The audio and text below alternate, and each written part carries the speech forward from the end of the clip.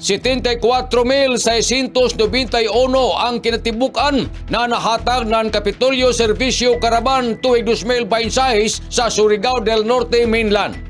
Kabat sa 74,691 ang kinatibukan na libre na serbisyo ang nahatag ng Kapitolyo Servisyo Caravan 2026 din ikatuyo na ikatuig para sa 11 ka mga munisipyo ng Surigao del Norte, Mainland sugod ni atong Hunyo 26 hangtod sa Agosto 1 ning tuig 2026. Dili ra ini numero kundi libo-libo ang kinabuhi na natandog, natabangan sa nanahatagan ng paglaom gikan sa health services, social assistance, legal support hangtod na sa livelihood ang serbisyo tagdaya mismo kunhain kini kinahanglanon. Ini na kalampusan resulta ng ligon na pagtinabangay ng LGU, national agencies, medical team sa non-volunteers na nagakayusa para sa isa katumong ang pagserbisyo para sa tanan. Wayay pinili, wayay color coding. Ilayom sa responsable ligon sincero sa may barugan na liderato ni Governor Lyndon Barbers, tagpakita na ang serbisyong publiko dapat maabot mabati sa nan makita sa kada Surigaonon. Ini nagkaliukan magpadadyon para sa mas duol na gobyerno, mas himsog na komunidad, mas maligon na katawhan sa nan mas hayag na kaugmaon para sa Surigao del Norte. Mato ni Governor Barbers, salamat kadud Karajaw Surigaonon para sa inyong partisipasyon, suporta sa nan pagsalig.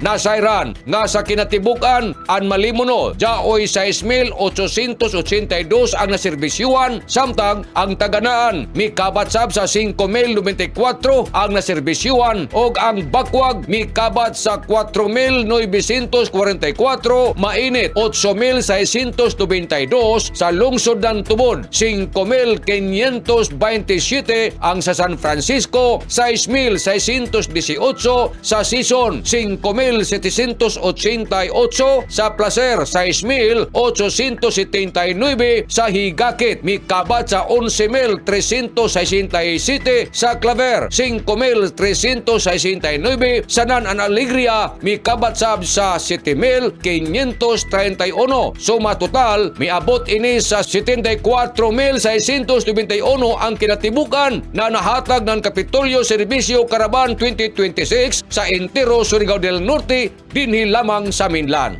Nanukad, gikan diri sa Kapitolyo, ini si Marek Senars, Marcon Sim Vlogs, Mario Conales, simulan mula ang salamat, marajaw na adlaw, natong tanan.